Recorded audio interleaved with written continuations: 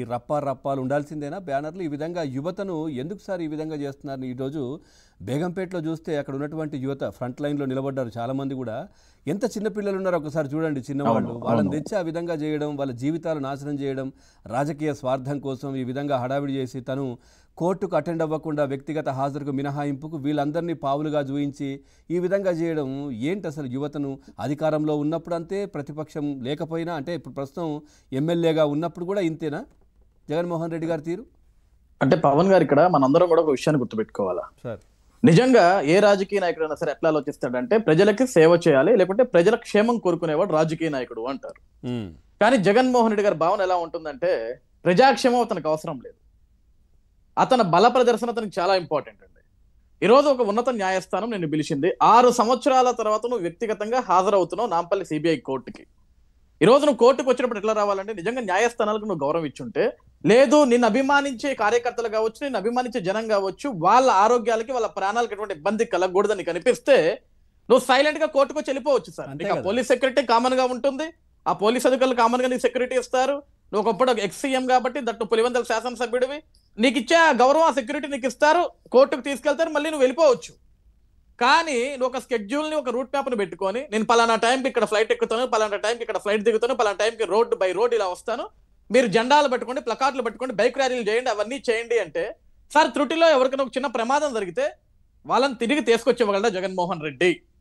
ఈరోజు ఏమన్నా ఆయన రాజకీయ పార్టీ సమావేశానికి వెళ్ళాడా? ఏమన్నా బహిరంగ సభకు వెళ్తున్నాడా?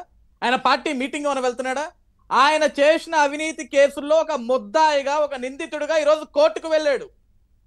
ఉన్నత న్యాయమూర్తి గారి ముందు చేతులు పెట్టుకొని నించునేదానికి వెళ్ళాడు అక్కడికి. ఈరోజు నీకు న్యాయస్థానాల మీద గౌరవం ఉంటే నువ్వు ఏ విధంగా వెళ్ళాలా కోర్టుకి? ఈ హడావిడంత అవసరం లేదు కదా. అంటే జగన్ అంటే జనం, బల ప్రదర్శన ఎవరికి కావాలండి బల ప్రదర్శన అంతా? నువ్వు నాయకుడు అన్న సంగతి అందరికీ తెలుసు కదా, నువ్వు ఉంటే జనం వస్తారన్న సంగతి అందరికీ తెలుసు కదా.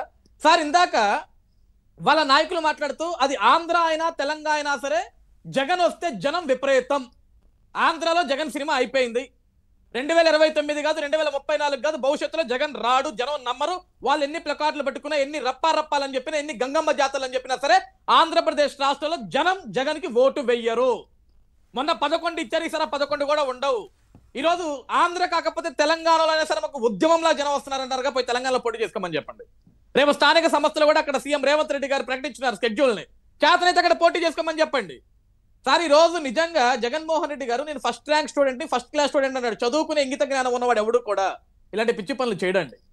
ఈ రోజు ఎంతో మంది విద్యార్థులు వాళ్ళ జీవితాలు నాశనం అయిపోతే ఆ విధంగా రోడ్ల మీదకి వస్తే వాళ్ళ తల్లిదండ్రులు కూడా తెలుసో తెలీదో సార్ వాళ్ళు ఆ విధంగా ర్యాలీలకు వస్తున్నారని చెప్పేసి వాళ్ళు కొంతమంది కాలేజీలో మానేసో, లేకుంటే కొంతమందిని అక్కడ లోకల్ నాయకులు ప్రలోభ పెట్టో వాళ్ళని తీసుకొచ్చి ఉండొచ్చు. ఒక్కసారి మధ్యలో వస్తున్నాను సార్, మధ్యలో వస్తున్నాను. గతంలో మీకు తెలిసిందే రాజశేఖర్ రెడ్డి గారు మరణించినటువంటి సమయంలో అక్కడ రిలయన్స్ పైన అభాండాలు, దానిపైన ఆరోపణలు చేసిన నేపథ్యంలో ఆ స్టోర్స్ ను తగలబెట్టడం, కాల్ చేయడం, కొట్టేయడం, పగలగొట్టడం ఇవన్నీ జరిగినప్పుడు యువత వాళ్ళు ఇప్పటికీ కేసులు ఎదుర్కొంటున్నారు, ఉద్యోగాలు రాక ఇప్పటికీ కేసుల్లో ఉన్నారు. కానీ జగన్మోహన్ రెడ్డి మాత్రం ముఖ్యమంత్రి అయ్యారు, ఇప్పుడు ఈ విధంగా ఉన్నారు ఆయన. మళ్ళీ వాళ్ళతో దోస్తాన చేయడం ఇవన్నీ కూడా కామన్ గా అయిపోయింది, ఎవరు ఆ కంపెనీకి సంబంధించిన వాళ్ళతో. కానీ యువత బతుకులు ఏ విధంగా అయిపోయాయి? అప్పుడు ఈయన ఇచ్చిన మాటకు వాళ్ళు వెళ్లి చేసింది, ఇప్పుడు కూడా అదే జరుగుతా ఉంది. సార్ ఆ రోజు రాజశేఖర రెడ్డి గారు చనిపోయినప్పుడు మేము స్టూడెంట్ సార్, చదువుకున్నాం, మేము బీటెక్ లో ఉన్నాం సార్, ఫస్ట్ ఇయర్ స్టూడెంట్ ఉన్నప్పుడు సార్ ఆ రోజు రిలయన్స్ సంస్థలు మొత్తాన్ని తగలబెట్టేశారు సార్. హైదరాబాద్ లో చదువుకుంది నేను, అదే కదా, మొత్తం తగలబెట్టి పగల కొట్టేస్తే వాళ్ళ మీద వాస్తవానికి కేసులు పడ్డాయి. కానీ తర్వాత మొన్న జగన్మోహన్ రెడ్డి గారు సీఎం అయిన తర్వాత అదే రిలయన్స్ వాళ్ళకి సంబంధించిన వ్యక్తులకి పర్మల్ నత్వాన్ ఐ థింక్ ఆయన పేరు, ఆయనకు సపోర్ట్ చేశారు సార్. రాజ్యసభ, అదే రాజ్యసభ. మీ నాయన్ని ఎవరైతే చంపారు, ఎవరైతే చావుకు కారణం ఆ రోజున మొత్తం హైదరాబాద్ లోని రిలయన్స్ సంస్థలు మొత్తం పగల కొట్టించి నానాయాగి చేశావు, మరి ఏ విధంగా మళ్ళీ వాళ్ళకి సపోర్ట్ చేశావు నువ్వు? అప్పుడు దాంట్లో కార్యక్రమంలో పార్టిసిపేట్ చేసిన యువత పరిస్థితి ఏంటి? ఇప్పుడు అదే జరుగుతోంది. ఇప్పుడు కూడా ఈ మాటకు నిజంగా వాళ్ళు ఆలోచన చేయాలి. నేను ఇప్పుడు అదే అన్న పవన్ గారు, ఇప్పుడు జగన్ కి ఉన్నది ఒకటే ఆలోచన, జగన్ వెనక జనం ఎంతమంది ఉన్నారని అతను చూపించుకోవాలనుకున్నాడు తప్ప ఎంతమంది యువత జీవితం నాశనం అయిపోయినా అతనికి అవసరం లేదు సార్. సార్ అంత ఇంగిత జ్ఞానం ఉన్నోడు ఉంటే ఆంధ్రప్రదేశ్ రాష్ట్రంలో రీసెంట్ గా ఒక గాంజా మత్తులో ఒక కానిస్టేబుల్ ని గాంజా తాగి కొడితే ఆ పోలీసులు తిరగబడి వాళ్ళని రోడ్డు మీద కొట్టి ప్రజలందరికీ చూపించారు, గాంజాలు ఎవరైనా ఇట్లా తీసుకుంటే ఇలాంటి కఠినమైన చర్యలు తీసుకుంటామంటే అటువంటి వ్యక్తులకు సపోర్ట్ చేశాడు జగన్. వెళ్ళి అటువంటి వ్యక్తుల దగ్గరికి వెళ్ళి వాళ్ళని పరామర్శించాడు. అంటే గాంజా తీసుకునే వాళ్ళని, డ్రగ్స్ తీసుకునే వాళ్ళని కూడా అతన్ని ఎంకరేజ్ చేస్తాడు. అంటే ఏ యువత కూడా చదువు వైపు కానీ, ఉద్యోగాల వైపు కానీ, వాళ్ళ బంగారు భవిష్యత్తు వైపుగా నడవకూడదు. ఈ విధంగా రప్పారప్పని ఇవి పట్టుకోవాలా, ప్లకార్డులు పట్టుకోవాలా, లేకపోతే గాంజా మత్తులో డ్రగ్స్ మత్తులో రోడ్డు మీద బయట వాళ్ళందరినీ కొట్టుకుంటూ పోవాలా. జగన్ వీళ్ళందరినీ పెంచి పోషిస్తాడు సార్. ఈ రోజు ర్యాలీకి వచ్చిన వ్యక్తుల్లో చాలా మంది యంగ్స్టర్స్ ఉన్నారు సార్. వాళ్ళందరూ తల్లిదండ్రులు కూడా సార్ ఆ బిడ్డల మీద ఎంతో ఆశలు పెట్టుకొని ఉంటారు. నిజంగా నీ పార్టీకి సంబంధించిన ప్రోగ్రామ్ అనుకో, వెళ్ళొచ్చు, ఒక రోజు తప్పలేదు. ఈ రోజు నువ్వు వెళ్తుంది కోర్టుకయ. అవినీతి కేసుల్లో 16 నెలలు జైలు జీవితం గడిపిన వ్యక్తివి, 12 సంవత్సరాలుగా బెయిల్ మీద ఉన్న వ్యక్తివి, 6 సంవత్సరాలుగా కనీసం కోర్టు మెట్లు ఎక్కిన వ్యక్తివి. ఈ రోజు ఆ కోర్టు మెట్లు ఎక్కుతుంటే దానికి ఇది హడావిడంతా అవసరమా? ఈ బల ప్రదర్శన అంతా అవసరమా? సార్ మనం ఒక విషయం మర్చిపోయాం. పవన్ గారు 5 ఏళ్ళు ముఖ్యమంత్రిగా ఉన్నప్పుడు ఈయన ఏం చెప్పాడు? నేను రూపాయి జీతగాన్ని అన్నాడు సార్. రూపాయి జీతగాన్ని అని చెప్పిన జగన్మోహన్ రెడ్డి 60 నెలలు ముఖ్యమంత్రిగా పనిచేసిన జగన్మోహన్ రెడ్డి నెలకు రూపాయలకైతే 60 రూపాయలు ఆయన జీతం.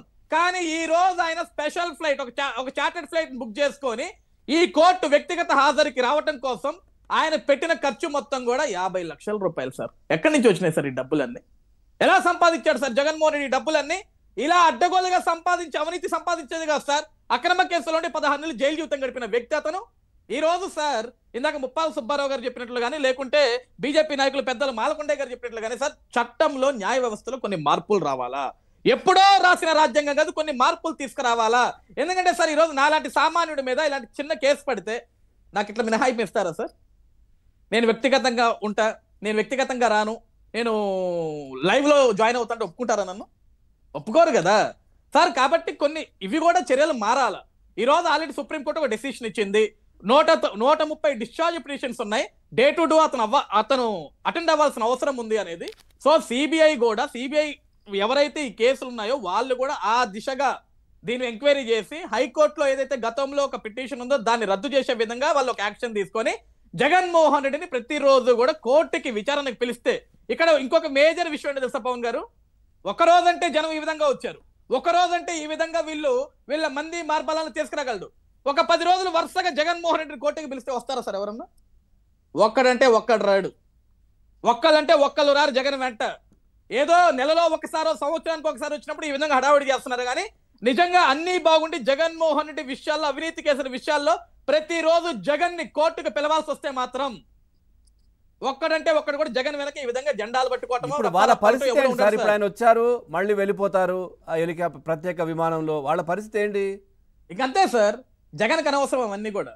ఈ రోజు నేను ఏబిఎన్ ఛానల్ ద్వారా యువతకు కూడా ఒక సందేశాన్ని ఇవ్వాలనుకుంటున్నాను సార్. ఏ రాజకీయ పార్టీ అన్నా కావచ్చు, ఏ జెండా అన్నా మోయొచ్చు, కానీ మన కుటుంబాలు మనకున్నాయి, మన భవిష్యత్తు మనకుంది. సమయం సందర్భం లేకుండా అతను ఎందుకు వస్తున్నాడు, ఎందుకు పోతున్నాడో కూడా తెలుసుకోకుండా పిచ్చోళ్ళ మాదిరి మనం బైకుల మీద పోయి రప్పని ప్లకార్డులు పట్టుకొని మీ మీద కేసులు పడితే కనీసం చూడటానికి జగన్ రాడు. మీకు లాయర్ ని జగన్ పెట్టాడు, మీ లాయర్ ఫీజులు జగన్ ఇవ్వడు, మీరు జైలుకి వెళ్తే జగన్ పరామర్శించడానికి రాడు.